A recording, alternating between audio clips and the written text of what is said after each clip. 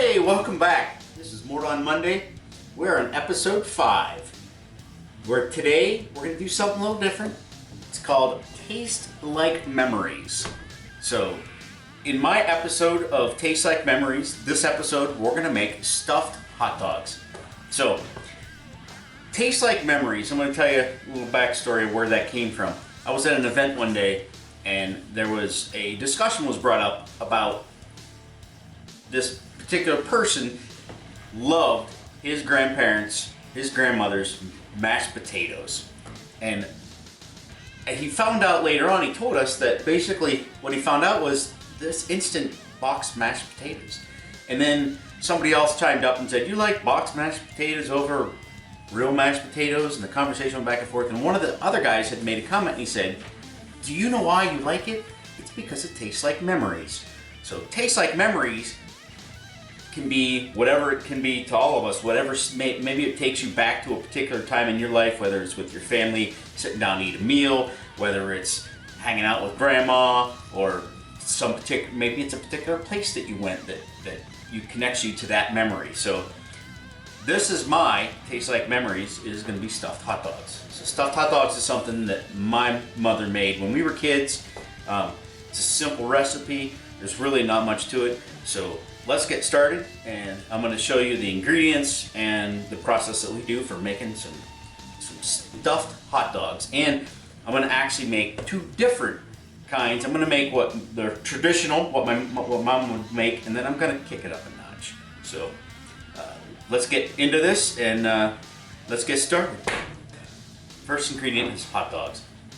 You know, you can go and spend as much money as you want on the hot dogs. My mom never went crazy with the hot dogs. She got what she could get. So these are beef hot dogs, but you can get whatever. I think once the casserole comes together, that it doesn't really matter that much. But in this case, we got some regular hot dogs. We got some mashed potatoes. I made these. A lot of times this is made with leftovers. That's what my mom used to do. This is a meal that was created through leftovers. So anyway, we got some mashed potatoes. We have the good old slice of yellow American cheese. Normally, as a kid, this was the old government cheese, the big old block that we'd slice. Some other things that I did here was I actually created I'm going to do two different kinds. This is a jalapeno, little kick it up a notch. This is what I'm going to do. Well, when I made the mashed potatoes, I did some Weber's garlic jalapeno seasoning and put some garlic salt in there. I'm gonna try this. I just found these the other day. They're actually French's crispy jalapeno onions. So like your little French fried onions you put on a sandwich. We're gonna kind of put a little bit of this on top of the casserole. It's really good. And we're also gonna use some seasoned panko seasoning. So to start with, I just got 2 small casserole pans here.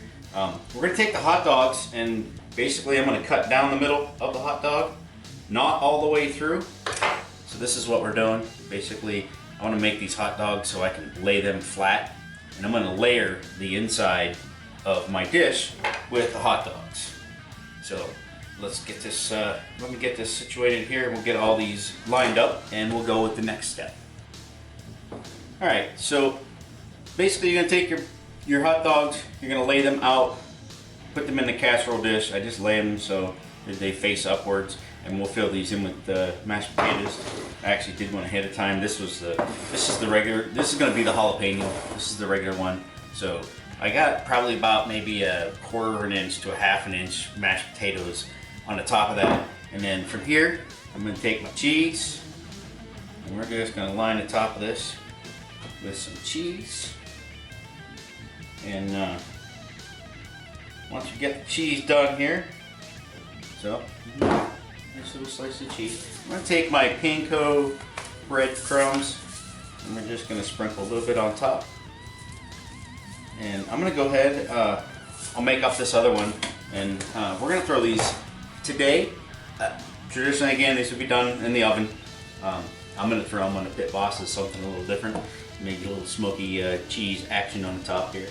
So I'm going to go ahead and get this other one made up, and we'll get these out on the smoker, and we'll be right back with you. These off the smoker. I actually put them on for about 30 minutes at 300 degrees in the Pit Boss. Cheese was nice and melty. The center, everything's cooked anyway, so it doesn't really matter. You just kind of warm it up and want to get that cheese melted in.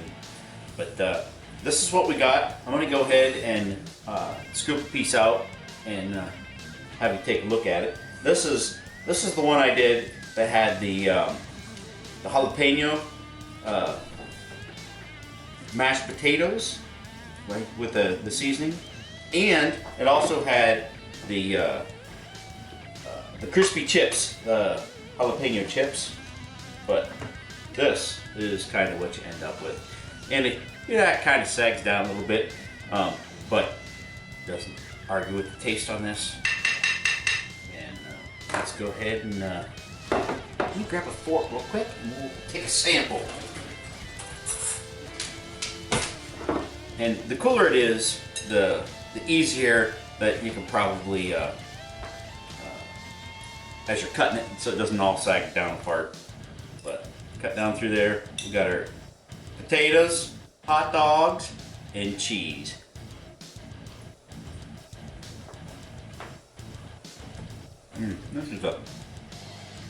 This is an awesome wintertime comfort food too. Nice and warm.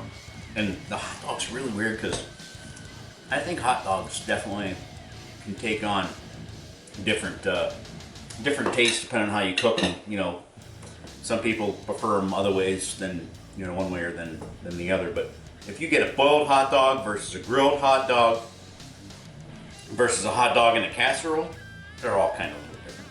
But anyway, so this concludes our episode.